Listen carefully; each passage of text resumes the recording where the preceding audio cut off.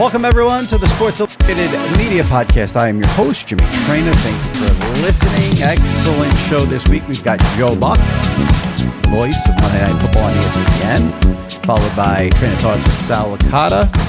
And Buck gets into a lot of the move from Fox to ESPN, how his first year calling Monday Night Football is going.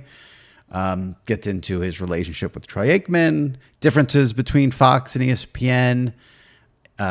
Get into Thursday Night Football, how Al Michaels is doing, calling a horrible schedule, and a lot of other things with Joe, and a lot of Tom Brady stuff, and how Tom will do as a play-by-player, and Joe possibly, if he would have stayed at Fox, working with Brady, so we get into all that.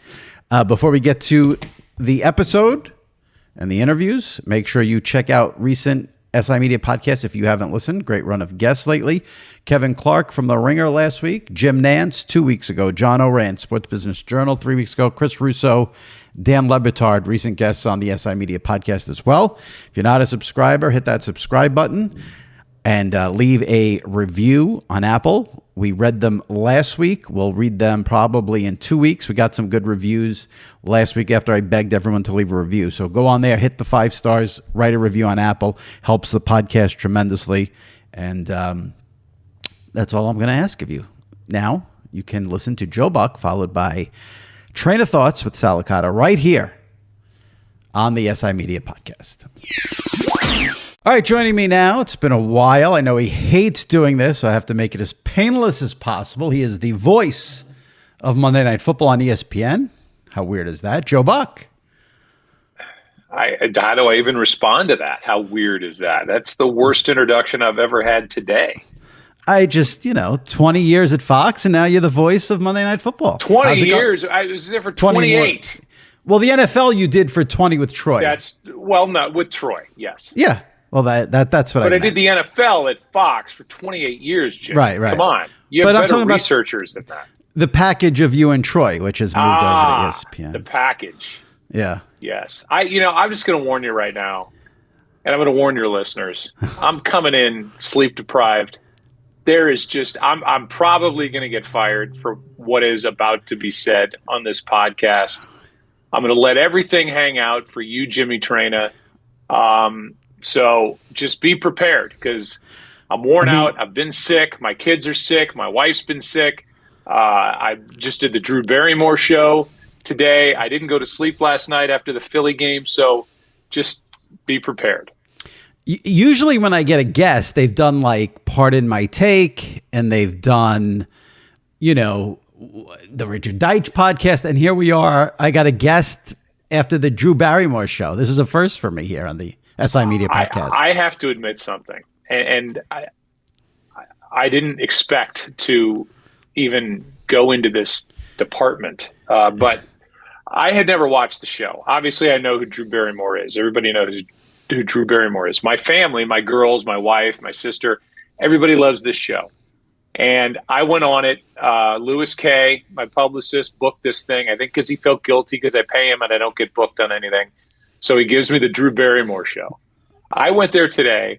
I have never had more fun. I have never met a host that's more genuine. It's like frightening how real she is. And you think that all the Hollywood people are fake and it's all TV. And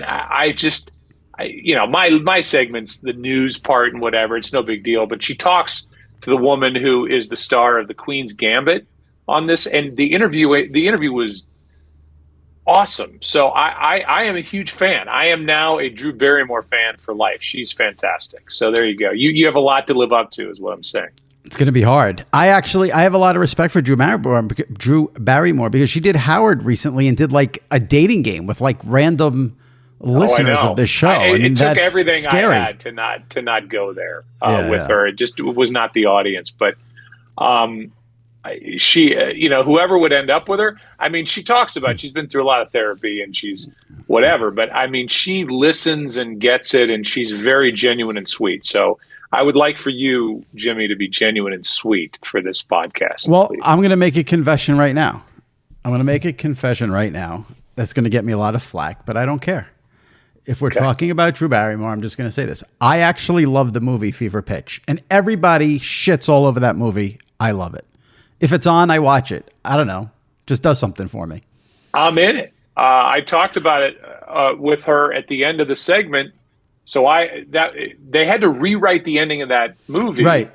Because it's about the Red Sox and Boston, and it's Fallon and Drew, and so the Farrelly brothers write it, and they're in no way are they thinking, well, we're going to write this movie and then the Red Sox are going to win, and then they end up they come back from down 3-0 and they win the 4 games in a row in St. Louis. Is where it ends.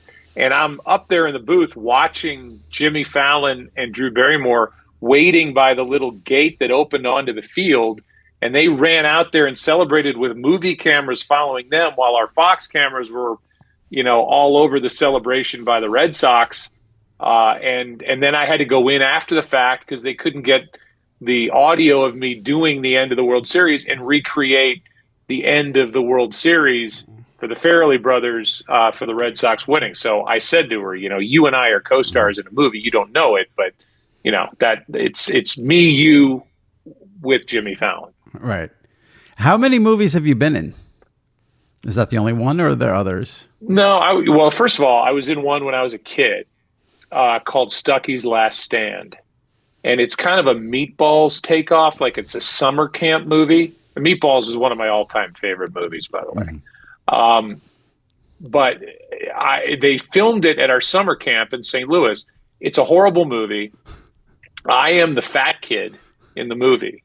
And one of the scenes happens, I hit a ball. Like I was a decent athlete. I'm not going to oversell my abilities as a kid, but I hit a ball in this softball game or a baseball game, and I crush it.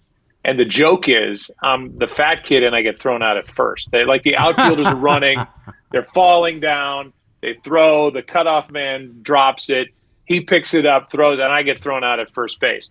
And I remember my parents were like, why are you coming home so late from camp? I was like maybe, 8, 9, 10 years old. And the pickup time kept getting later and later for camp. And I'm like, oh, they're just shooting this movie. And it was kind of weird that I could be in a movie and my parents had no idea.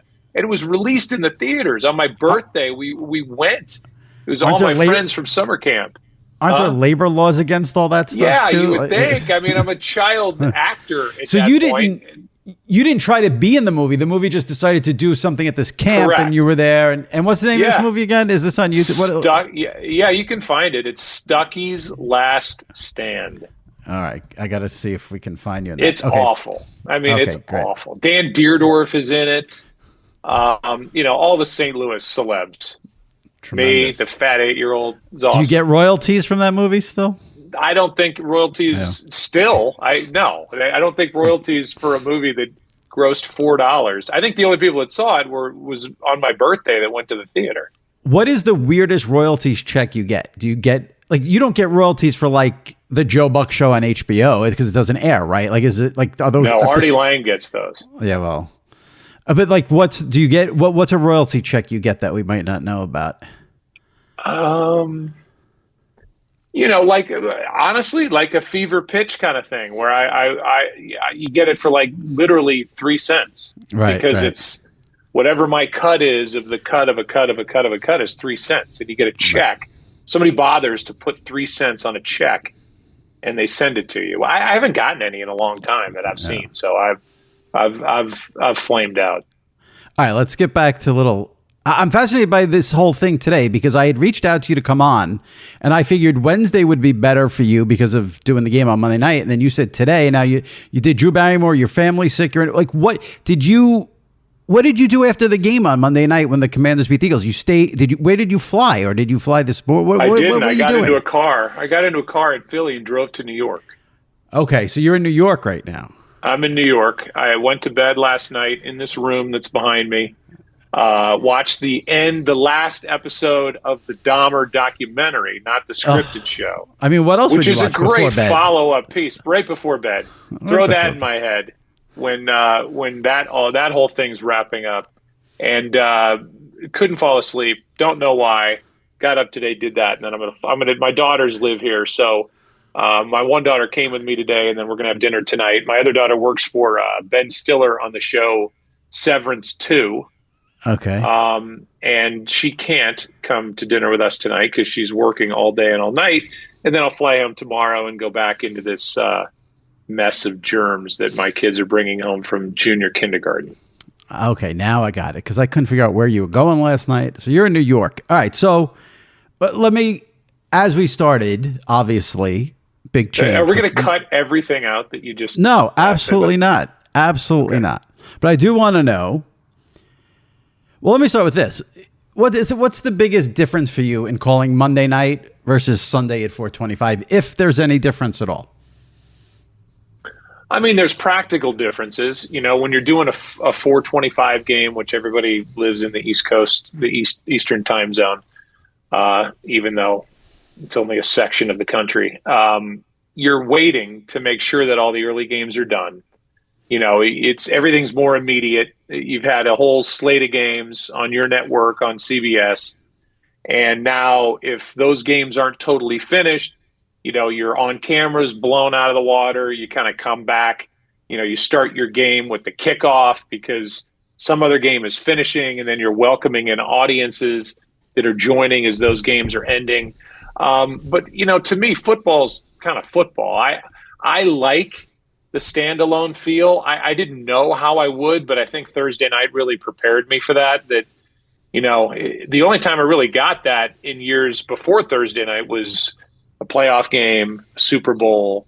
I certainly got it in baseball with World Series and all that stuff. But, yeah, Thursday kind of prepared me for it. And I like just having my full day Sunday to watch football, get my work done, full day Monday, tidy things up, get to the stadium. It's very relaxed. It's like, hey, here we are. It's 7 o'clock. I'm doing a hit on Monday Night Countdown. It's 8 o'clock. We do our open, we do the game, and we go home. I mean, it's a very relaxed pace that I love. I mean, that's been awesome. Any big differences working for Disney/ESPN instead of Fox, or you're just an employee who calls football games? Yeah, I mean, I think the worry for anybody in my position is always when you go to a multi-platform place like ESPN, that they're going to do what they call the car wash. You know, you're gonna start at 7 o'clock every day and you go through 50 shows, and then you're going to do a game, and they're going to put you on SportsCenter. And first of all, I like that kind of stuff. I enjoy going on and talking and putting my mind to sports and having an opinion and sharing what I think I know, which is not much. But that hasn't been the case. And if they asked me, I would do it. I think we're all still kind of feeling each other out on that. But yeah, it's kind of like how you said. It's whether it's a Fox mic flag in front of me or an ESPN one. It's just been a really good fit. It's been a good feel. It's been, you know, I get to work with my wife, and that's been great for our family.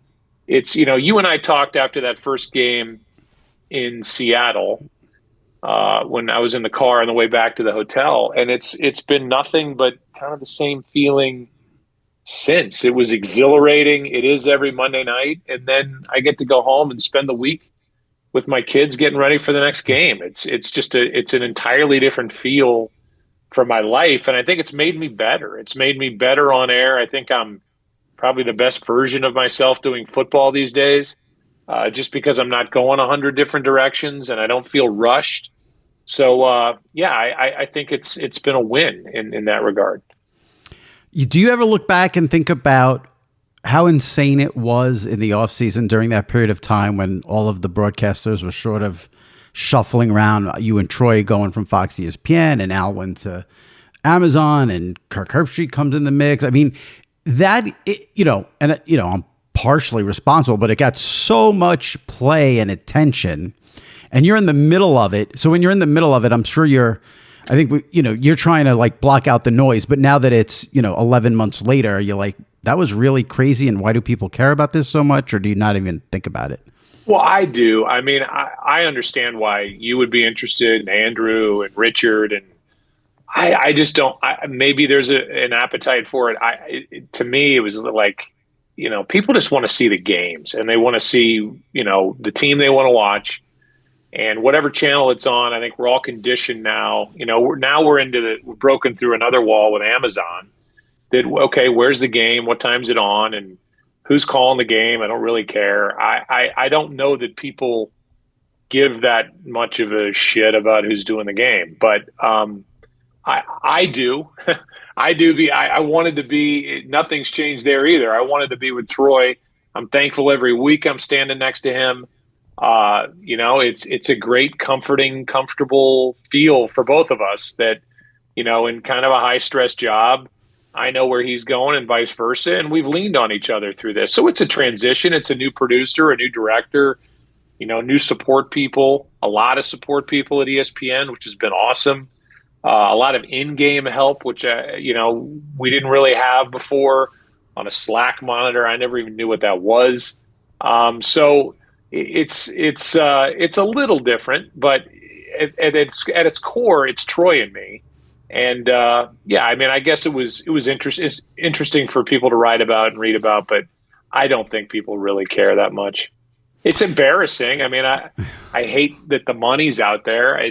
My dad is spinning in his grave, going, "What the hell is going on with all this money with network broadcasters? Why I was born too early?" And he's right. I mean, he would be right. It's crazy, and if somebody's willing to pay it, I'm dumb, but I'm not dumb enough to say no. It is. It's weird for me because I don't care about the money, and I know that's like something that people do care about, and I'm always torn about, like, am I supposed to mention this? Do I cover it? I don't really care. Like, if someone's going to give you what they want to give you, you take it. It's not really rocket science from that standpoint. So yeah, but it's fascinating, I think, to people, and look, I think people look at my childhood and think, oh, Jack Buck, he did the Cardinals for 50 years, and he was at CBS, and he did Monday Night Football, and he grew up a really privileged childhood. We had a nice childhood, but my dad was strapped. I mean, he was going check by check, and it's. We were comfortable, but it wasn't like we were country clubs and all the other stuff. It was a different time, and my dad had another family and all that that goes into that, and so I wrote about it in my book. I remember my dad, who would constantly, he grew up in the Depression. He would constantly write on a cloth napkin at this one restaurant we'd go to with a felt tip Bic pen what he had, and he was always how much am I accumulating? When was it? Am I ever going to get to like $1 million of net worth? And which sounds impressive, but he had so many responsibilities financially that he just never really got there. So for that's how I grew up, and a dad that had zero as a kid. To have all this thrown at me and us is just that part is embarrassing to me. It just is. Don't be embarrassed. Did you? This is bad research on my part. I should know this, but I didn't think of it, and it just came to me. Did you tell the story on another podcast, or was it someone else, where you and Troy were eating in a restaurant, and Romo's there, and he walked up to you and he said, "You're welcome," and then walked away? No, I told that. I don't know where I told that, but I did tell that story is accurate. I was at Tahoe. It is Tahoe. It was not, Troy and I were not together. Oh, okay. It was me and my buddy from LA. I was playing in the American Century golf tournament in Tahoe, and Tony was with his wife, and he walks by. He's like, "You're welcome," because all that stuff had just kind of come to pass. And I've been friends with Tony. He was at my wedding. I mean, so I've known Tony for a long time. It was not like, "Hey, you're welcome," and then he walked on and didn't say anything else. Right. But he did come. It was the first time I'd seen him in person since all that craziness had happened, and he did walk by and go, "Yeah, you're welcome." So, yeah, I mean, he's kind of the Pied Piper we all file in behind, and then, for as crazy as his salary is, Troy's, mine's, Al's, Kirk's, then there's Brady, who doubles everybody, whenever that comes to pass, if that comes to pass, and it's just nuts. We'll get to Brady a little later. I have a clip I want to play for you. It's funny, Troy. You mentioned Troy. Troy reminds me of Steve Kerr, and I'm going to explain why. People forget this, but right before Steve Kerr took the Golden State job, he had agreed, I think, to take the Knicks job, or was about to take the Knicks job. And then at the last minute, he bailed and he went to Golden State. And the Knicks are a complete embarrassment for 20 years, and Golden State wins all these titles. The rumor for so many months was that Troy was going to go to Amazon. And I when I get Troy on here eventually, I got to ask him, when he sees those games and that horrific schedule, if Troy is like, oh my God, did I dodge the biggest bullet ever? Well, I'll let him answer that for you. I think I'll tell you, I know what he'll say. I mean, he'll say, I'll tell you what he'll say, and then I'll tell you what I feel about it. He will say that, he wanted to be where I was, if that could happen. And so once, I think he was pretty set on going to Amazon.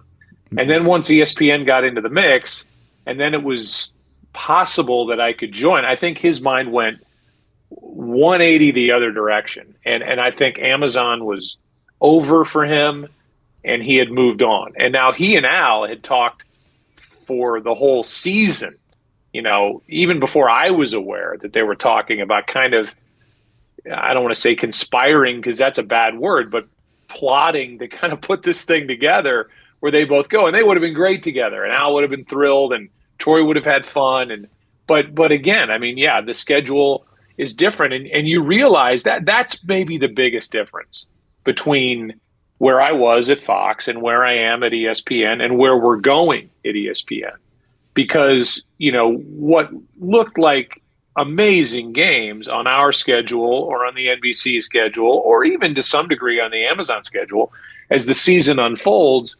I mean, this has been a weird year, and all of a sudden, we've had some good games, but, everybody was pointing to, my God, it's going to be the Rams and the Packers on the week of Christmas. And, now look where the Rams are. The Packers got to win to kind of stay relevant for a while. But you realize what is needed on a standalone night when you've got a slate of games like Fox has or CBS has, and Fox can ride this NFC East beast that they can't lose, right, ratings wise.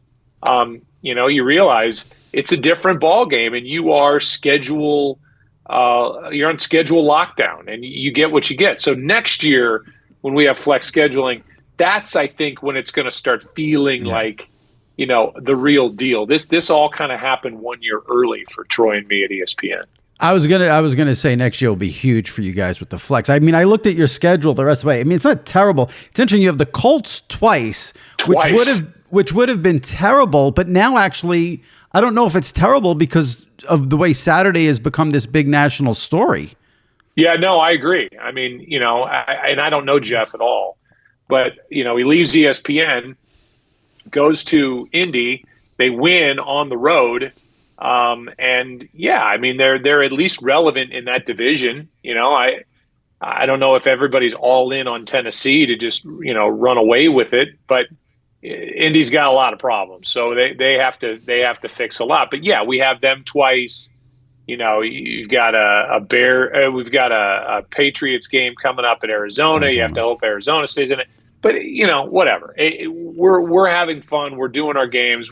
I think we're doing a good job. We're doing our usual job, which ESPN is thrilled about.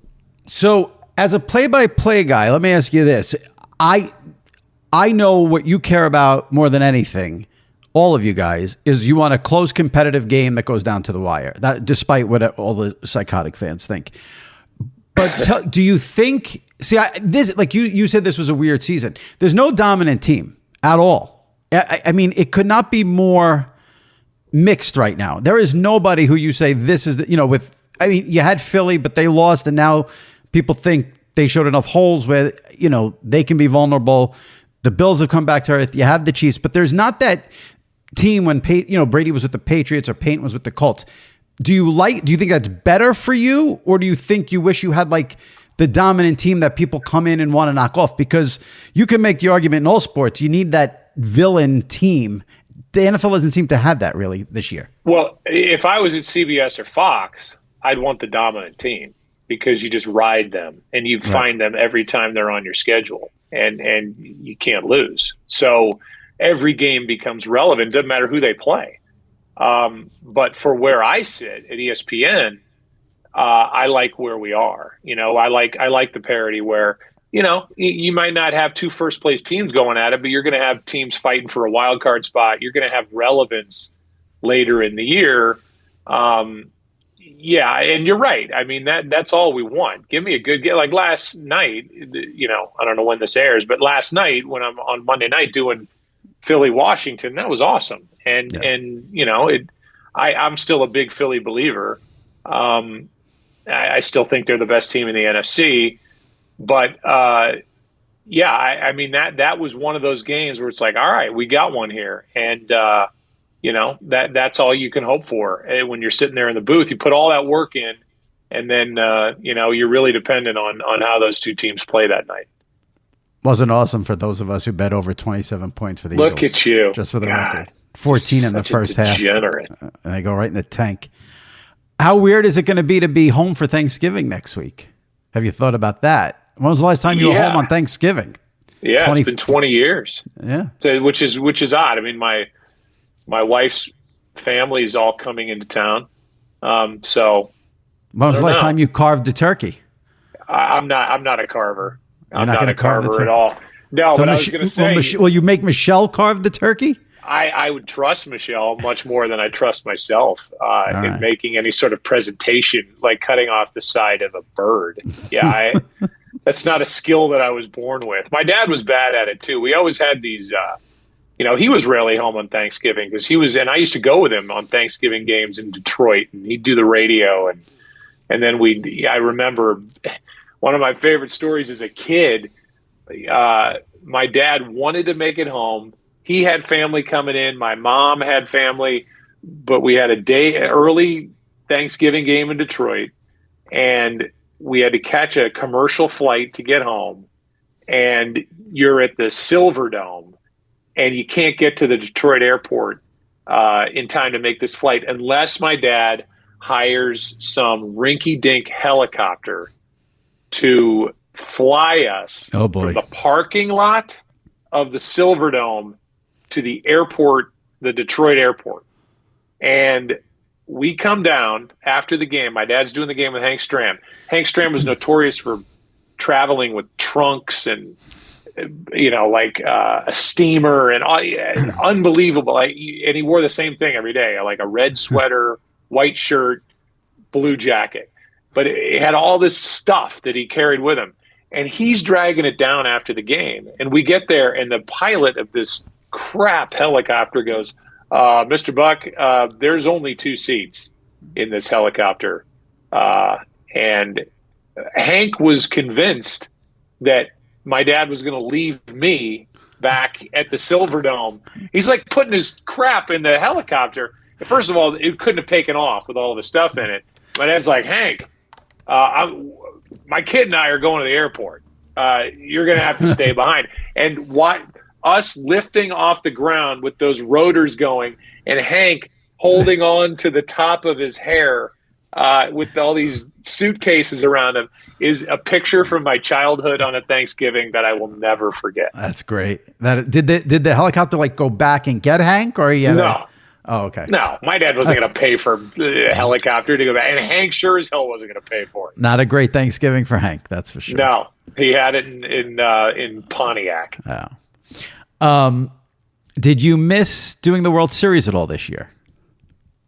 The honest answer is no, which made me really happy. I watched a lot of Game 6, some of Game 5 of the World Series. I watched a lot. I really kind of latched on to the Phillies team. I liked watching them, and there were times in those big moments, like a Bryce Harper home run, I was like, "Damn, I wish I was there to call that." So. But those moments are packed with a lot of stress and prep and travel and all. So there's a lot that go into those moments. Yeah. But I was watching Game 6 with my wife on the couch in our house, and because I'm friends with Joe, and I wanted to see Joe and John, and I wanted to see the end of the World Series. And I just caught her a bunch of times kind of looking at me out of the side of her eyes like, Are you okay over there? Like, this is Yeah. the first time in 22 straight years that you're not calling the last outs of the World Series. I'm like, okay, I'm okay. I'm okay over here. I'm just watching the game. And, watched it, enjoyed it, and, then went back to Dahmer. How could you watch that? I know that you don't check social media, but did anyone make you aware that when the playoffs started, there was a lot, not a little, but a lot of, I miss Joe Buck. MLB playoffs are not the same without Joe Buck. Oh, I thought I hated Joe Buck, but I miss Joe Buck. There was a lot of, and there was also a lot, and that's the other thing I mentioned before about when the craziness of the NFL offseason with all of you guys switching jobs and how we're so wrapped up in it. And, I always have to say to myself, there's a real world out there. There were so many people who were like, where is Joe Buck? They had no idea you weren't at Fox. No clue. I was even Bill Simmons. I was shocked. Bill Simmons said, why can't Joe Buck do Monday night for ESPN and call the World Series for Fox, which would never happen in a million years. But tell me about if you got wind of that by any chance. Yeah, I mean, I had friends send it to me, but you're right. It's funny because last night I was driving in, being driven after the game. Not going to act like I wasn't. And I'm in the back, and maybe that's apropos for the story I'm going to tell. And I'm just going through my Instagram. I was so bored, and I had the worst headache. Scrolling through Instagram, trying to stay awake in the back of the car, going from Philly to New York. And just randomly on my Instagram, I don't follow it. It was some baseball thing. And it was like, no matter what you feel about him, you got to admit, it just doesn't sound the same. And it was one highlight after another of me calling home runs. And it was like, starts with an Ishikawa home run. I'm like, oh, Giants fans think I hate the Giants. Let's have them listen to that. Next one is Conforto, I think, hitting a home run for the Mets. Like, oh, Mets, really? Do I hate you? Listen to that home run call. Red Sox, I don't like you. Listen to the two Ortiz home runs calls. Every one of them was into right field. So it was just funny that I don't know how it just, whatever algorithm was out there sent that to my Instagram. And I watched it and I smiled, and it's nice to be missed. But at no time, I swear to God, on my kids, did I go to Twitter or anything and search my name or whatever. Somebody would send me something. And look, I know what it's like to sit in that seat. And I also know that you have to basically retire or die before people kind of look back fondly on what you did while you were there. While you're there, they'll beat the shit out of you. But, once you're gone, it's like, that guy. I saw it with Tim McCarver when he, hung it up after 2013. It's happened throughout history. It's like, maybe it wasn't that bad. Maybe that guy was pretty good. And so it's nice. It's nice to be missed. But, I wasn't looking for it. Over the years, the fans who have been vicious to you, is there a difference between MLB and NFL?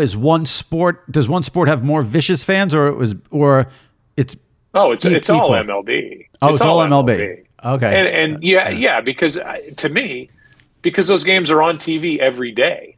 And now we do the national game, we do the World Series when everybody cares. And I'm not doing it, we've done this 1,000 times, but it's funny. I now listen to local broadcasts, and I'm like, I just want to put that up on my Twitter and go, here's why you think I don't like your team. Your team hit a home run, and your play-by-play guy pulled a groin calling it. He was so excited. Oh, yeah. Unbelievable. Biggest moment in weeks. Oh, my God, it's gone. Can you? Home run. And then the other team hits a home run, and it's like, there's a fly ball in the left. That ball's going to go, and now the Pirates trail by 3. And it's just like and everybody's sad. Well, now I show up in the World Series, and it's like, home run, and you can't win that game. It's something I talked to Joe Davis about, something I remember my dad and Vin Scully specifically talking about when my dad did it for 2 years in the early 90s. My dad came back at his hotel one time in Pittsburgh, and there was a shoe print on his pillow in the hotel room bed. And it's, you can't win that game. So it's a baseball thing. And then those fans, fans of the Phillies or fans of the Eagles, fans of the Mets or fans of the Giants, fans. So it all gets colored in like this guy hates us, and it just doesn't exist. And a lot of people were confused about if you work at ESPN, why you couldn't call the ESPN MLB playoff game. They were very upset you weren't calling one of, you're there. Why aren't you doing it? And it was just funny to see all that over those. They kind of gingerly asked me to do a game during the season. I think Carl Ravitch missed a game, and they said, "Would you want to do it?" It might have been in St. Louis. I don't even know. And I said, "Let's just give it some time." And I would be a complete hypocrite if I said, "Look, I'm ready to move on from that part of my life. I've done that. I've done baseball broadcasting since I was 19." Professionally. And I feel like I've done all I can do there. If someday I want to go back and call a few games, maybe, but I do not have that itch. I love the sport. I love watching it. I'm so glad I did it. I'm proud of how and what I did, but I don't have that desire at the moment to just keep doing the same thing over and over and over. Interesting. But you gave it like a never say never type of. Speaking of never say never, yeah, I'm transitioning here. Okay. The last time you were on this podcast was January 27th. So you were still at Fox, and the rumblings were very strong that Troy was going to leave. And I threw a theory at you, and we're going to play the clip. Shelby, can you please roll that clip of Joe Buck on the SI Media Podcast, January 27th?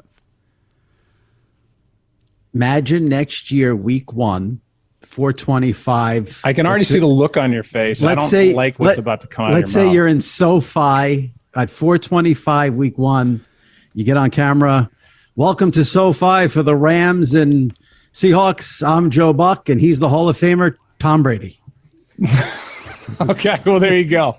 If Tom Brady is standing there, there's zero chance Tom Brady is standing anywhere near me. I don't even think I've ever been in his maybe 3 times in my life, but that ain't happening. I feel like I'm owed an apology. Why? You're not standing. What part of that was true? Brady's at Fox now. Oh, he is? Because he did a FIFA promo or what? What is it, a World Cup? You think he's walking away from $375 million? His ass will be in that booth next year. Don't worry. Really? You don't think so? You think he's going to play next year? Well, let's start with that. You think he's going to play next year? I think he could play next year. Really? Yeah. I think he's the least of Tampa Bay's worries. Oh, I agree with that 100%. I just think 46 years old. I'm not saying he's definitely going to play Tampa Bay. I'm not saying he's definitely going to play. I have no idea. I haven't talked to Tom Brady since whenever we did a game of theirs last year. So I don't know Tom Brady other than when I've spoken to him. Couldn't be a better guy. But I think there's so much up in the air in his life right now for anybody to go, hey, he's 100% doing X, Y, or Z. I think. So you think there's a chance he never calls an NFL game for Fox? Is there a chance? Yeah, I think there's a chance. I mean, who knows where his family life takes him? Who knows where, if he plays one more year, if he doesn't?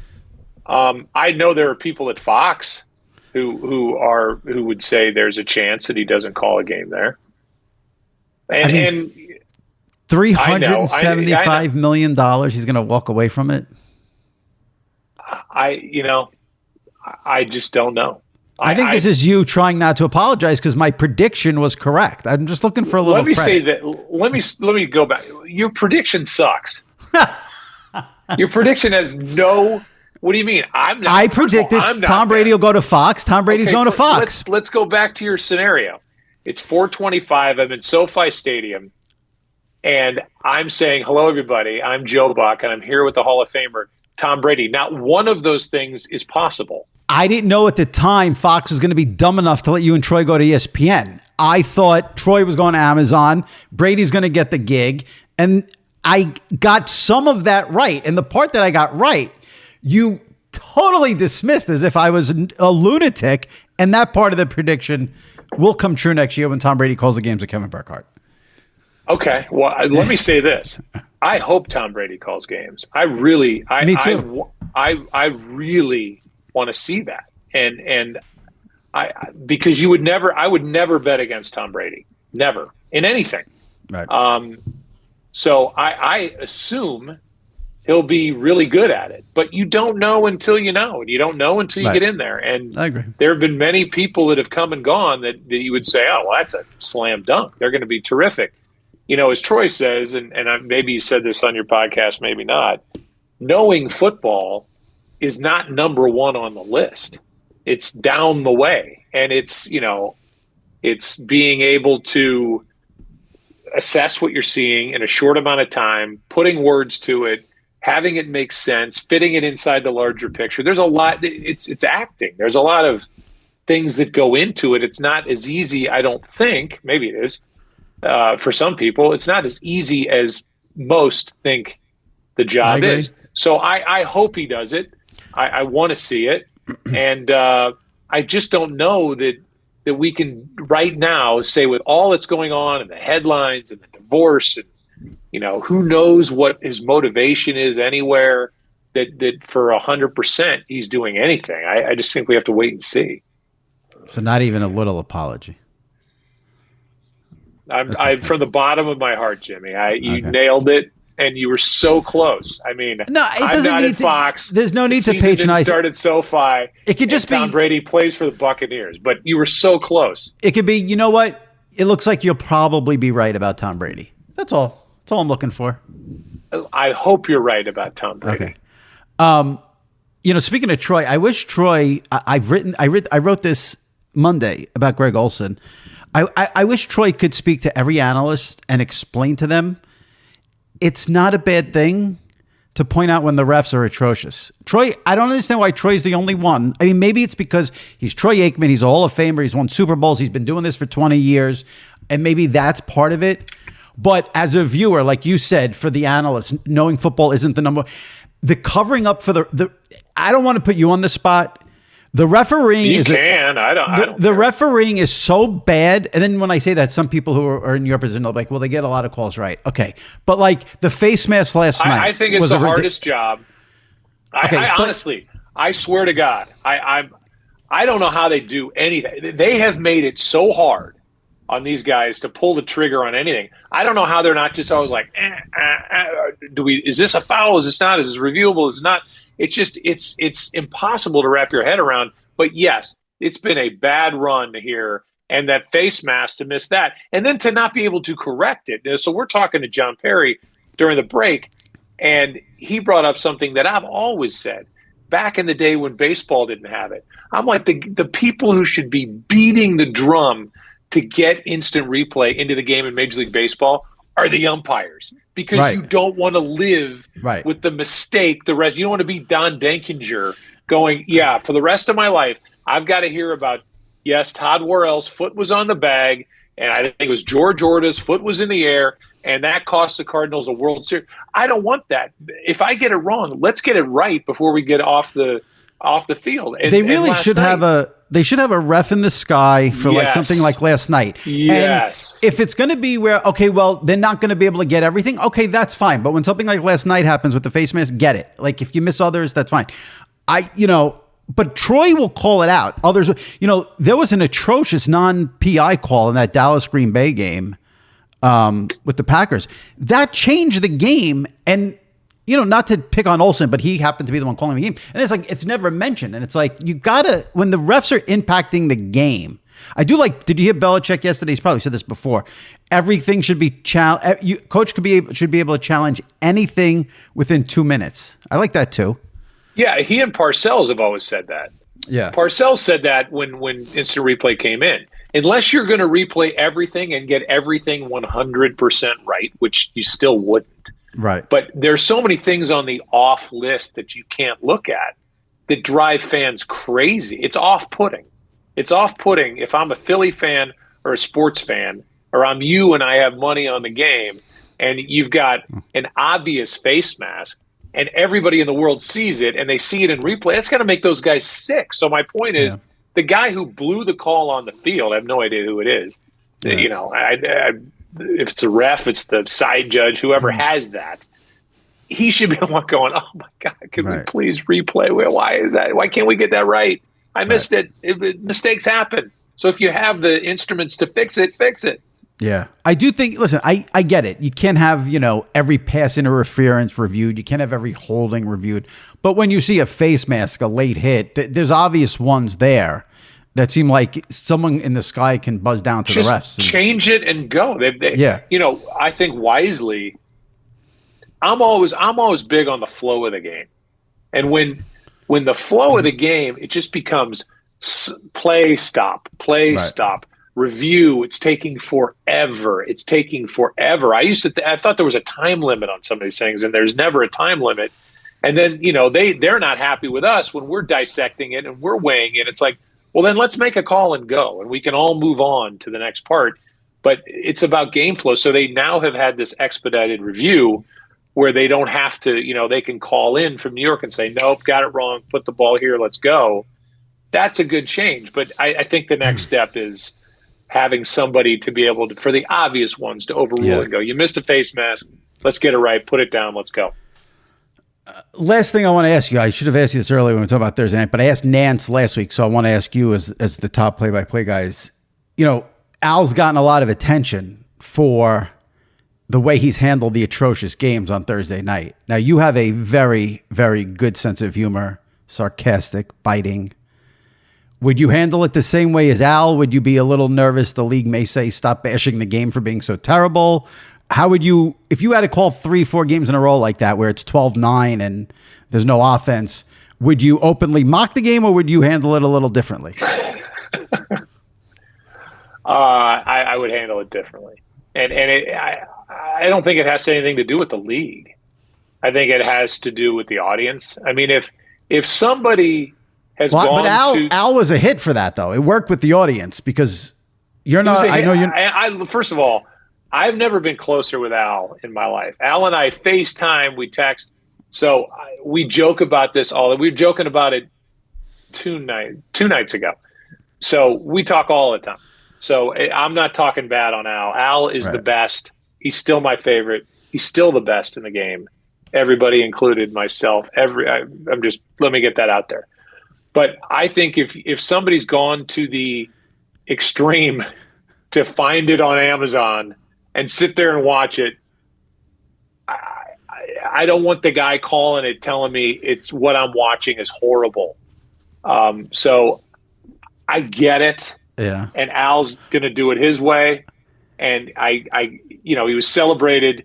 It's a Twitter thing. I know you live in your Twitterverse.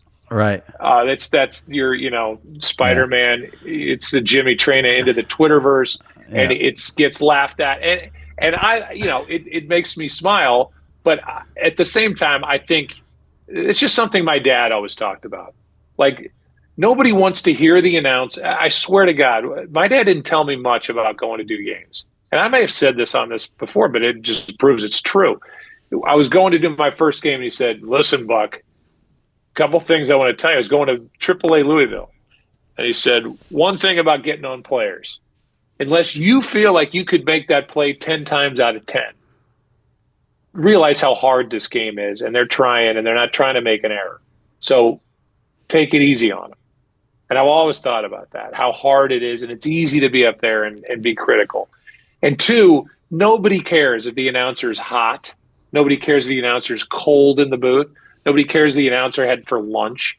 Nobody cares how the announcer played golf the day before. And nobody sure as hell wants to hear the announcer complain about being at a game calling a sporting event. So don't let that creep in. So that is just where I come from on that. Right. I love Al. I love him. He makes me laugh. It's fascinating. I would do it differently. What's fascinating to me is I think all of you, I'm going to stereotype, all of you play-by-play analysts, TV people, you underestimate how much people care about the announcers. Well, we care. I'm glad and not do. Just me. I mean, listen, I wouldn't have a job if people didn't care. People care. People care. Yeah, I'm glad they do. I mean, I was in Philly. I'll say this, since I left baseball, like I walk into these stadiums now, head held high, like Everybody's like, hey, Joe, how you doing? And, I used to duck, like PTSD, which is a legit. I talked to my therapist about it. During baseball, when fans are able to kind of walk in front of the booth and scream crap at me during the game, like, you hate the Astros. Why do you hate? And I would almost like physically cower, because I was like, somebody yelling at me. And I would be worried that person yelling's voice would get on the air and then it'd become a thing. And now, since there's no baseball, I'm like, everybody, the birds are singing more beautiful, the flowers are more colorful, the sun is brighter. It's crazy. And you would think football fans would be the ones who are more vicious. That they're all juiced up at the games and. Yeah, that's true. But it's once a week. There's no local TV announcers doing the games. Yeah. I do think benefit from that. It's funny. I can see on one hand we care about the announcers too much, and I think you guys don't realize how much people care about I can see the both sides of the. I mean, Al saying this is like a 6th regional 1 p.m. game on CBS is one of the great lines in broadcasting history. Yeah, I mean, for somebody in your position, it's great. I mean, I was like, I heard that, I was like, wow. And that's what, when I said before about the league, what I meant was, I don't think Roger Goodell or Amazon want any announcer crapping all over the games during the games. I wouldn't think so. You're also in a tight spot, but you know this. If you're doing a Bears-Commanders game and it's 6-3 in the third quarter, you can't tell the audience like, oh, we've got a thriller here. 100%. You cannot lie. I've always said, I learned that in local baseball.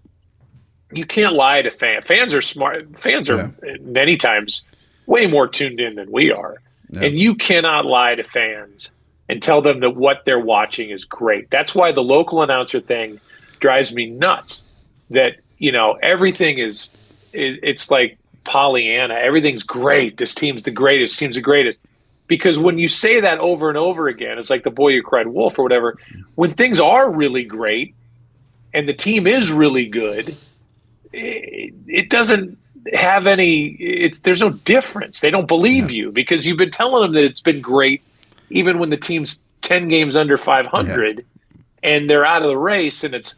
Oh, what a great effort. And, you got to be honest. I'm not saying don't be honest. I just think, there are subtle ways to do it. Or just honest ways to do it. Yeah. I have to be honest with you. I want full disclosure. I did at one of those games. There was the back-to-back atrocious games. It was Chicago, Washington, and Denver Colts, maybe? Colts, and at halftime, Denver, and I've never done this in my life. I texted Al at halftime, which I've never done. And I said, this game's going to need you to use like a farcical and a lest in the second half to provide some excitement. And Al came right out of the gate within a minute, and he said something about lest, and then a few minutes later, farcical. So I got to tell you, Al makes me. He's the best. He makes me worry about my own mind because I was texting with him 2 nights ago, and we had this weird reference with my dad and the Cardinals trainer back in the day in the 80s, and it was Gene Gieselman. Now, I haven't thought of Gene Gieselman in 25 years. And I said something about my dad and the Cardinal trainer. He shot back within 1 second, Gene Gieselman. Like, how does Al Michaels remember the name of the Cardinals trainer who now he was there for a long time? But, I mean, Gene Gieselman? And then he made another joke, and it was great. I mean, I just hope to God I'm upright and able to form a sentence. And he's doing games at the same level I think he always has. So you'll be there. There's no doubt you'll be there. Because you'll be there. You'll be there. When Brady and I are doing games together. I cannot wait for Brady next year to be in the booth with Burkhart. It's going to be great. Me too. It's going to be great. Wow. I've never, listen, if you say to me, Tom Brady's going to play next year, obviously I wouldn't be surprised, but I haven't heard people say there's a chance, maybe he doesn't do it at all. But I guess the recent stuff that's going on. No. Wow. I don't know. I think there are people in the business that wonder. I mean, look, Peyton Manning's never done it. And there's a reason. It's a job. Right. It's a job. I give Peyton credit. Do you think Peyton Manning wouldn't get that kind of money? Oh, I know he would. But I give Peyton credit because Peyton Manning has not played any, word games, and it comes right out and says, I don't want to call 17 weeks of football. They only do 10 Manning casts. I mean, I don't have to tell you, you know that. They only do 10 Manning casts, and he says, I don't want to work every week. That's what everyone should be that honest. Absolutely, yeah. But I also know that part of it is, do you want to get in that arena? Do you want to be, the person putting your opinion on play after play after play, coming up with something, critical, something witty, something analytical, something you want to stick your chin out over and over and over, weekend after weekend after weekend. Some people don't want to do that, right. and it comes with a lot of extra pieces to the puzzle. I do think. Listen, do I think he signed a 10-year contract? Do I think he's going to do 10 years? No, but I do think.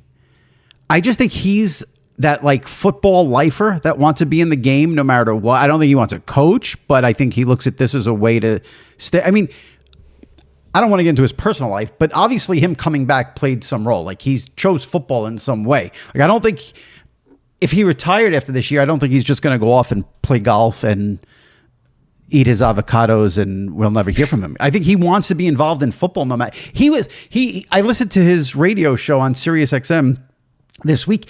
He waxed poetic for like 10 minutes about how awesome Germany was and the atmosphere. And he called it one of like the great sporting experience of his life. Like the guy I don't see him ever getting away from football. So I think broadcasting's a perfect way for him to stay in it. Yeah. Now, if he's good, who knows, that's the whole other story. Well, that's the thing. I mean, we talked about it back then, or maybe we haven't. Yeah. I don't know. I've done so many friggin' podcasts about my career lately. And you love them all. You love them all. I just don't remember who I told what to, but Fox brought him up to me back then. I mean, when Troy was out of the door, and then it was like, are you going to stay? Do you want to go? And it was like, well, we've had some interest from Tom Brady. I'm like, damn. I said, well, that's interesting. That's cool. Jimmy Traina told me that was going to happen on the SI Media podcast. Jimmy Traina predicted it. There you go. But yeah, now I'm happy. That's all I needed. Now I'm happy. Yeah. I said, okay. I said, that's exciting. I said, I don't know what you guys were not willing to pay Troy because they didn't want to talk to me about that. But I said it's going to be a little bit more than what Mr. Romo and Mr. Aikman are making wherever they end up, wherever Troy ends up. It's going to be a little bit more. And that was met with, well, we don't know that. And I said, yeah, you do. And so then I was like, I just don't know. I don't know that he's going to want to do it. I don't know that he's, who knows? So I hope he does. Who's been better on the field, and he's been just a great ambassador, and he knows the game. So let's go. I'd love to see it. Let's go. I'd like to keep doing games, by the way, with him playing. So I don't want to see him walk away yet. Yeah, I think he's still play. It's amazing that he's still doing what he's doing. It's. I know he had a couple of bad games there, but I mean, the fact, like the way he played Sunday, he's 45 years old. It's insane. It's absolutely insane. And he doesn't have any help right now. No, I know. I mean, their offensive line is in shambles, and the running game, the running game's getting better, it seems like. But, you said Fox was dumb enough earlier to let Troy and me leave. I just think on some level, this is kind of what they wanted. I think when there was a crack in this, but why relationship? Because I think you've got new people in charge there, and relatively, and I think it's human nature to want to put your fingerprints and mold the broadcast as the boss the way you want to mold it. And I was hired by David Hill and Ed Goren, and I go back to 1994. And Troy, people talk about how long I was there. Troy was at Fox for 21 years, and we both date back to another regime. And so Eric Shanks has kind of been the conduit from those days to now, but other people are in charge there as well. And I think they wanted a refresh, and they wanted a broadcast that I think reflected them a little bit, and a fresh start. And does Does that hurt you in any way, or you understand it? No, I understand. I'm saying I understand it. I think that's human nature. So I think there was kind of like, all right, well, you want to go. We can, we'll live. We'll do this in our own, the way we want to do it now. You're the Hill Gorin guys, and and so I'm where I should be, and I think ESPN was excited to bring those 20 years to their booth, and I think Fox was excited to start over and mold something different that didn't involve me. And it's worked out well for everyone. I'm good with that, and so I don't know. Does ESPN ever tell you how thrilled they are? I mean, they must be. ESPN do. That's different. Okay. Now that's different. I Okay. am not used to that, and that's what I was going to say earlier about Troy. When I said I'll tell you what I think about Troy when that was all going down. Troy heard for the first time that people liked what he did and thought he was good, and the same kind of happened to me. And I'm not. Not to be a baby about it, but to go to a new place and to have bosses go, "Oh my God, this is everything we hoped it would be." And, like we talked about, this is a good starting year. It's going to take off, I think, next year with the flex scheduling. It's going to have an even bigger feel to it. But yeah, to be at a place where you've got the top man on down, talking about Jimmy Pitaro and people below with Steph Drewley and Lee Fitting and Steve Ackles and these people that I've gotten to know, PR department, the feedback has been just awesome. So you feel appreciated, and that's it's baby stuff to talk about, but they appreciate you by the check they write. I'm old enough to know that, but it's also nice to get a pat on the back and hear, "Hey, we're glad you're here." That's good to hear. And, in my own Twitter bubble, just so you know, the big narrative out there is when you guys went there, and it's been that way the whole season, Joe and Troy make it feel like a big game. So that's always a good thing to hear. It is. And I don't know that a bigger compliment can be paid, for somebody that's done what we've tried to do for a long time. And, I did in baseball with Tim and John, and then with Troy in football. So, it takes a long time to earn that. And, when we started at Fox and it was Troy, Chris, and me, and, you're taking over the spots of Pat Summerall and John Madden. It's like, how do you even wrap your head around that? And so it took 20 years to get there. You hit on something really interesting, and I've kept you so long, I don't want to go into another, but it is true. That is sort of like an underappreciated part of, I think, in the broadcasting world. Time put in is a big deal, and you can be hated and win people over. People can like you, but then you go to it. Like, I just, because this was in the news a couple of weeks ago, like Ian Eagle taking over the tournament from Nance. Like, everyone is so happy for Ian Eagle. And it's like, I think people recognize, I think the reaction to it is different today than it would have been maybe 10 years ago with Ian. Like, everyone's like, he deserves it. It happened when Raftery took over got to call the Final Four after all those years. Even forget performance, good, bad, people like it only. Time is a big part of all this, I think, with you guys. Time put in. Yeah, I agree. And I think that's the big, when you accumulate that time, it's not just I'm a Supreme Court justice and I can't get fired. And people, would forever, your dad made some deal with Fox, or, a good thing he had a famous dad. My dad didn't know David Hill. David Hill probably didn't know who my dad was before I walked through the door to audition. But when you start there at 94 and get hired as a 24-year-old, and then you walk out of the door there at 52 or 53, and you've done intense hours and all those calls that I saw on Instagram last night in baseball and the football and Super Bowls and World Series, and you don't screw it up to the point where they go, "Yeah, that was fun, goodbye." That's the best thing at the end. You can go, "Yeah, I lasted." because this business will chew your ass up and spit you out faster than it ever has been able to. And social media is a part of that. I mean, Absolutely. That stuff gathers momentum. So yeah, I'm most proud of the time put in. Yeah. Well, I appreciate all the time. This was over an hour, and I know you hate this, so I am indebted forever. So hopefully you have no more podcasts to do. It's fun to talk about this stuff. I don't talk about it. I know you're going to find this fascinating, but Michelle and I don't sit around and talk about the art of network broadcasting, musical chairs, and no, we don't. So it's fun to talk about, and it's fun to do it with you.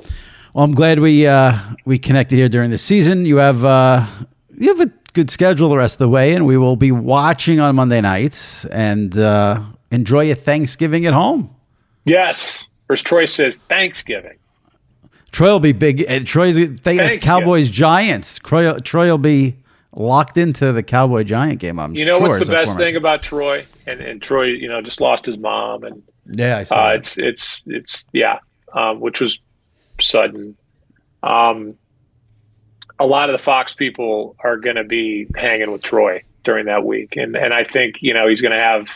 I think the last time I talked to him about it, and I'm talking off the top of my head, but he said, he talked to Olsen, and there's still a lot of love there with the people that we spent a lot of time with in those trucks, and Aaron and Rinaldi and Kevin and Greg and all, Richie and Rich and all those, it's just, that's family. And so, I know he's going to get together with a lot of them because they're going to be in Dallas, I think, that whole week. I think they have another Cowboy game either before or after that. So that's cool. And it proves that stuff's not all crap, that people really do care about each other. Yeah. It'll be should be a good game. It just hit me while you were talking about that Cowboys Giants and Thanksgiving. There's a clip that I came across it randomly on YouTube, and then I tweeted it, and people love it. It's from an old Thanksgiving Giants Cowboys game with Summerall narrating the opening over November Rain from Guns N' Roses, and Troy's in it with Irvin and Emmett. It's like the greatest open to an NFL game ever. Have you ever seen it? Because if you haven't seen it, I will text it to you. But I have not, but I know that insane how good it is. Pat had a great relationship with Axl Rose. Yes. I mean, they were so close. When Pat joined them on stage for Sweet Child of Mine that one night, God. It was tremendous. Yeah. Yeah. Let's just say that snake dance or whatever you call it, that was not Axl's. That was all Pat. We got that from a former Cowboy. That's funny. Former Joe, Giant. I appreciate the time. Enjoy the rest of the season. Thank you for doing this. I appreciate it. All right, my man. I was right about Brady. No, not in any way, shape, or form. Oh, a little way. Not even a little way. Okay, 1/18th. I'll take it. All right. Feel better. Get everyone healthy at home. Yeah, I'm going to do my part. All right. Take care. All right. Joining me now for our weekly Traina Thoughts segment, my buddy from WFAN Radio, SNY TV in New York, Sal Licata. Sal, how are you? I'm okay. Looking forward to next week, the holiday. This is the best time of the year. Get the holiday season, crank up that Delilah, and here we go. I am definitely looking forward to Thanksgiving. Giants, Cowboys. We'll talk more about it next week. I don't want to waste it this week. I lost my best bet this week. You lost yours. What was it? I couldn't remember. By the way, this was the one week where I was like, okay, I can live with losing that game. It's unacceptable, but I still stand by the pick. It didn't work out, whatever. Right. I don't know how the Bears blew that game. What was yours? I forgot. Seattle. Oh, okay. Yeah. Now all of a sudden Tom Brady's back. So that's it. I don't understand I have a rule in my life to never bet against Tom Brady, and then I did it. So that's what you knew you were in trouble when you went against that. You said it. You said you I know. Although the consolation is you were going to take the Bears with me anyway. So right. I did. I like the Bears more than the Lions, and then I don't know that I still don't know what happened in that game. All right, let me start with something bizarre, but I need to get this off my chest. Do you know what FTX is? No. Okay, me either. And I've been able to avoid it my whole life, and I don't care and I don't want to know. But now I saw today that they're suing I don't know who, but someone is suing Tom Brady, Giselle, Steph Curry, Shaq, and Larry David. So I'm like, what is going on? I don't know why. I don't know. I know for FTX, I think it's like Bitcoin and it's worth nothing, but I don't know why I don't know anything about it and I don't care. Like if you're listening to this, you don't have to tweet me because I really don't care. I didn't think you would know, but I thought if you had like a 1-sentence explanation. But no. Well, what are they suing about? I have no idea. Like I said, I haven't paid attention or read one article. It's one of those. This is one of those things that we need to come up with a word for this. When there's a topic that you only know about it because you scroll through Twitter and you see tweets about it, and it's a very specific thing. It's not like you scroll through Twitter and click on anything. It's just words you see while you scroll. And every day I'm scrolling and I see FTX. And then today I saw Larry was trending and I clicked it and it said something about he's being sued with all these people because of FTX. But I don't know what FTX is. And I don't care. Me neither, honestly. I know what Bitcoin is, but I don't know what that is. Well, yeah, I don't even know what Bitcoin is. Like I know there's something called Bitcoin and it's money, but that's all I know. Yeah, so, you're better off. It's tanking, so you're better off. Another weird question that on a topic I wouldn't. Will you watch any of the World Cup? I actually will. I'm oddly interested in this, and it's like soccer's not my thing. Although when it's on, I find it to be a very enjoyable watch. The atmosphere it draws me into it. Now, look, I mean, obviously, like anything else, if I'm busy at a particular time when the game's on, I'm not going to seek it out. If I happen to be home or I'm at work and we're looking for something to put on, and there's, I nothing on, I'd rather watch that probably than the Knicks currently. So, yes, I will at least make a point to pay attention to what happens. Okay. Would you have any interest or zero interest? Zero. Yeah. Have you ever gotten into it? No. See, it's hard for me to follow, but I had a friend, actually my wife's friend was visiting during the summer, and he was getting me into the Champions League or whatever it is, and there was some pretty good drama. And I got into it. But, I couldn't tell you anything about the teams, the players, the league, how it works. World Cup, at least, is pretty simple where it's a one-off tournament. So, I don't know. I'll at least pay a little attention to it. Listen, I wouldn't pay attention, but if football's going on, there's nothing else happening. Like, I am currently, as we're taping this Wednesday night, I have Eastern Michigan, Kent State on my television. And the under 60. So I'm not watching the World Cup. But I guess it's going to be a big deal that Thanksgiving weekend because I guess there's a U.S. match the Friday after Thanksgiving. And then there's Michigan, Ohio State on Saturday. So that'll be a nice little weekend for the sports fan who likes it all. But I don't know anything about it. I guess I should read up on it before. But let me ask you, what's the premier college football game at Friday afternoon? Well, Friday, there is not going to be one on Friday. On Saturday is Michigan, Ohio State. Okay, well, there you go. Right. So, and I have not paid any attention to college football this year.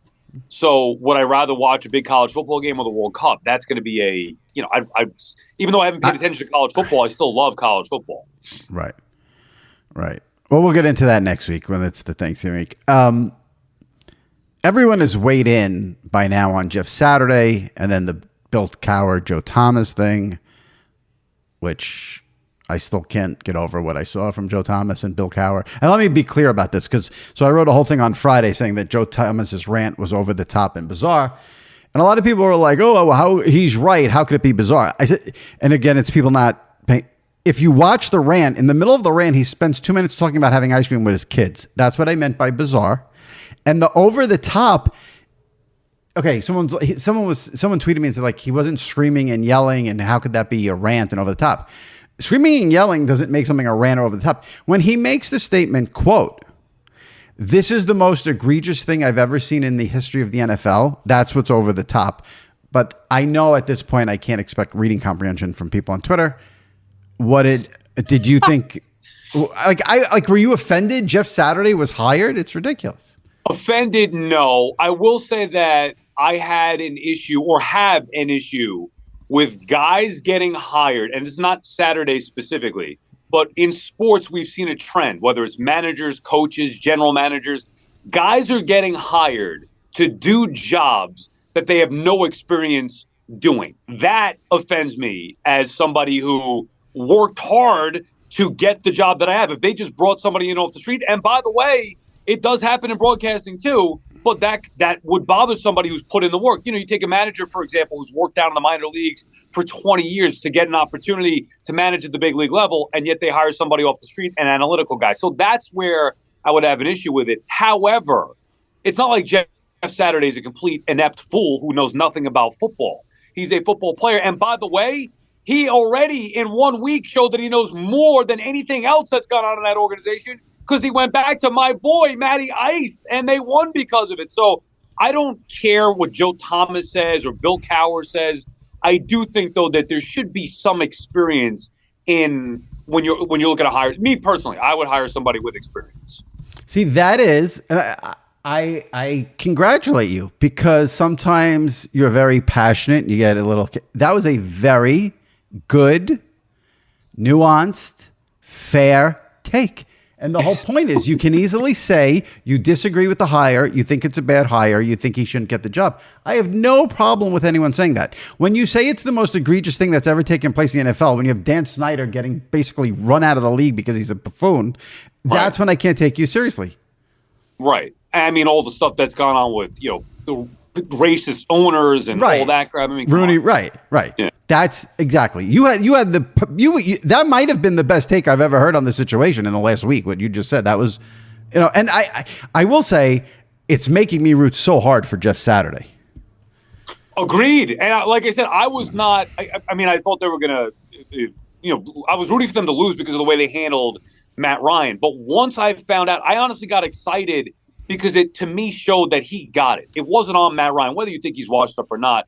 They mistreated him so badly, and they had bigger issues. And to at least fix it for a week and go back to Matt Ryan. Did you read? Jim Trotter had a good column on it where Ryan wasn't sure. He had to talk it over with his wife, and it was immediate, like, we're going to go back because he's been dragged through this whole thing. But the fact that Saturday could come in and say, this thing's out of place, this is out of place, let's try it this way, I respect that. Like I said, I'd rather experience, but for 1 week, he did a great job. Matt Ryan is still shot, by the way.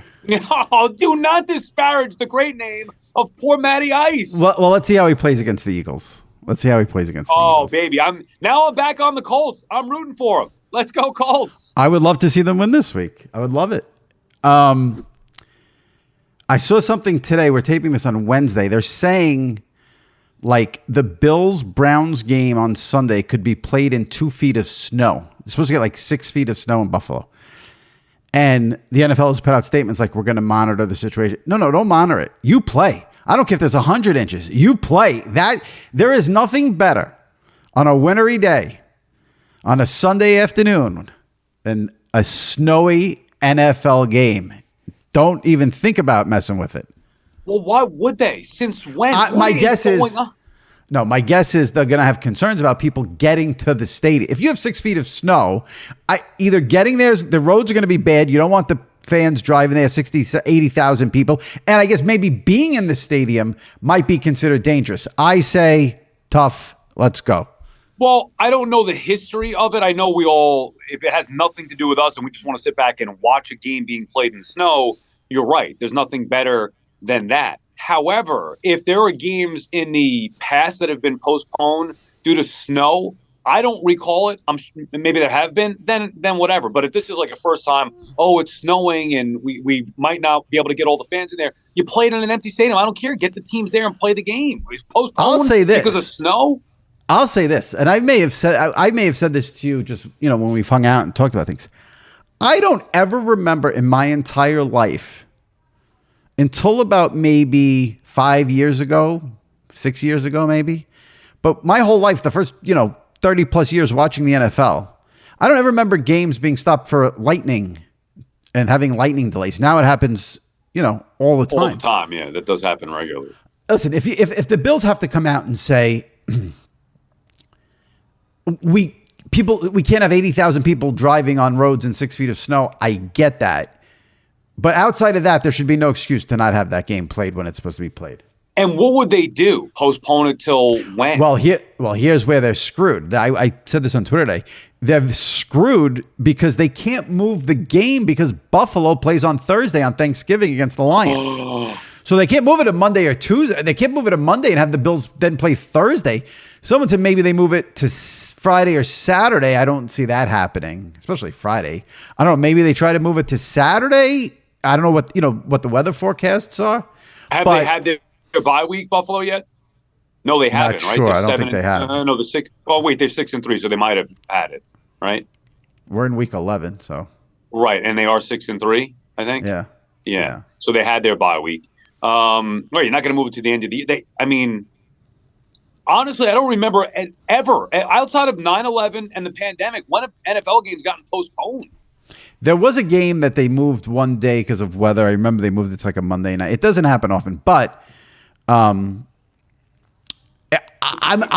interested to see the anarchy because they can't move the game to Monday, Tuesday, Wednesday because the Bills are playing Thursday on Thanksgiving. Did you see the video of the Vikings guy, the Vikings radio guy, Paul Allen, play-by-play guy? They put a montage together of him calling that ridiculous comeback against the Bills. Did you see the video today? It's because it's going everywhere. I did not, but quick story. I used to produce a radio show for Paul Allen. PA and Dubé, yeah, and I got to know him a little bit. Now, this is... What station? It was on Sirius, NFL Radio. When it first started out, 2004. I was one of the original, part-timers when they had started NFL Radio in 2004. It was a 6 a.m. to 10 a.m. show, I'm pretty sure, or that was my shift, but it was 6 a.m. Saturday mornings. And it was PA, the voice of the Vikings. And I don't know if you would remember me, but he has a distinct voice. He was a good dude. Wild. You got to see this video. You have to see this video. Yeah. And the reason Vikings fan. I'll check it out. The reason I bring it, first of all, I want to get into were you at the Sirius Midtown building at 6 a.m. on Saturday for the show? Correct. And he was via remote. He was doing it from, I would assume, Minnesota, wherever he lives. Yeah. Fascinating. All right. But the reason I brought it up is I wanted to say, because obviously I saw it most of the baseball season with my guy John Sterling on WFAN, same station as Sal. I love this trend of doing video of the radio guys. Now, you got to pick and choose your spots. You don't want to just put it out there all the time. But obviously, what happened Sunday in Buffalo was complete anarchy. He must have lost his freaking mind. He is a lunatic to begin with. Well, when Allen fumbled, I don't want to give you spoilers, but it's great. You got to watch it. I'll send it to you. But I wanted to give a shout out to, I don't know who started that trend, what radio station, but putting the video of the radio on social media is a nice little thing. They even do it with TV guy. I know SNY does it with the booth with Gary, Keith, and Ron. Yeah. I shouldn't limit it to just radio. Yeah, you could do it with the TV guys too. That's right. SNY does do that. Yeah. Yeah, because they did that. They did the yes one when Judge hit the homer, and it was really awkward. But that's right, with David Cohn standing. Yeah. That's right. I saw that. There was one other thing. Oh, and I just wanted to, before we go to the best bets for the week, I just wanted to give a shout out to Dickie V, who called his first game since going through just an insane amount of health issues on Tuesday night. I think, listen, you can have your own personal opinion of whether you like the way he calls a game, but that guy is, when you talk about an individual person who's a great ambassador for the sport, you may have people just as good as Dickie V, but Dickie V in college hoops, you can't deny that he's done just unbelievable things for the sport. So I wanted to give him a shout out, and I'm glad he's back. All right. NFL week 11. This is I feel like it's I don't want to say it's a shitty week, but it's the week before Thanksgiving, people aren't paying attention to this week there's no, the hype is for next week. Even us, we want to talk about the Thanksgiving, but we got to wait a week. Right. That's true. So we got to focus on this week and the games. Now, The flexes started. Chiefs Chargers got moved to Sunday night, which is good. And what's the Thursday night game this week? I don't even know. The Thursday night game is Tennessee at Green Bay. Packers Titans. Okay. Yeah. So I ask you, do you have a best bet? And would you like me to go first, or would you like to go first? You could go first. I did look it up before we came on. I think I have one that I'm eyeing, but you could go first. And your record is what? I'm 4-6, I believe, right? Yes. And you're what? 7-3. Okay. I'm going to go with the Giants -3 at home against the Lions. I'm not buying into the Lions because they went to the Bears. This is now back-to-back road games for Detroit. Giants are so well coached, and I think Dan Campbell is not a good coach. I don't see Jared Goff coming into New York, cold weather, doing another miracle like they did in Chicago. The Giants are not going to be as sloppy as the Bears were. Only laying a field goal at home. There's no hook here. Obviously, you wish it was 2.5. Giants, though, -3 at home against the Lions on Sunday for my best bet. I'm torn here because initially I was going to go with the Jets because that's the game that I have the most interest in. Huge game in New England. They have to win that game. Did you do that before? Yeah, I know. Well, that's the thing. I don't know if I want to go down that road. And then the other game, what do you have? What's the line that you have on the Bears Falcons? Ooh, Sal's going to his own team. Something very dangerous that I would never do. Falcons -3.5 at home against the Bears. Right. I'm taking my emotion out of this pick because I need to get some wins on the board. I want to get back to 500. I'm doubling down with the Bears. I don't believe, and I love Arthur Smith, the Falcons head coach. They've done a really nice job being competitive this year. At some point, Justin Fields and the Bears are going to start winning some games. You're getting 3.5 points against a team who's not very good. I have to believe Chicago, they've lost 3 in a row. Fields has been like Michael Vick. How fitting would it be to have Fields go in Atlanta and run the way that Michael Vick used to against that team? Even if Atlanta wins, it's not going to be by more than a field goal. So I'll take the Bears plus the 3.5 on the road in Atlanta as my best bet. A disgrace. An absolute. Why? You don't pick against your own team. It's disgraceful. I couldn't care less about you know how many times in my life I've bet against the Yankees? Maybe twice, and it was in like Game 7. So if they lost, I would make some money at least. You don't bet against your team. But they're not even my team. I don't even really watch. I like them. I grew up rooting for them. I have no time to even focus on them anymore. Okay, so let me get this straight. You're not a Falcons fan anymore, but you're all twisted up by people not being nice to Matt Ryan. No, I love Matt Ryan forever because when he was there, I wasn't. See, there's a separation. It started with the 28-3 Super Bowl loss, but once they moved on from Ryan, once they moved on from Ryan officially. Now, look, I am a Falcons fan, but not the rabid fan that I used to be. But I'll always love Matt Ryan. Do you see what a good? Go ahead. Well, I was just gonna say that's more than just him being a Falcon. He's a good human being who deserved better, and I really do feel badly for Matty Ice. Do you see what a good psychologist I am? I got you on the couch and I pulled it out of you. This all stems from 28-3. That's what broke the. That's there what broke your is soul. No coming back from that as a fan. When you experience that, it changes everything. Unfortunately. Okay, but what if next season, at the midway point, the Falcons are 9-1? And it looks like they can go to a Super Bowl. Are you going to be back into it, or are you still going to be scarred from 28-3? No, I'll be excited about it. Remember, too, there are a couple of factors at play. 28-3, transition from the great Matt Ryan years and the run that was, that they had all that success. And then couple that with me needing to pay more attention.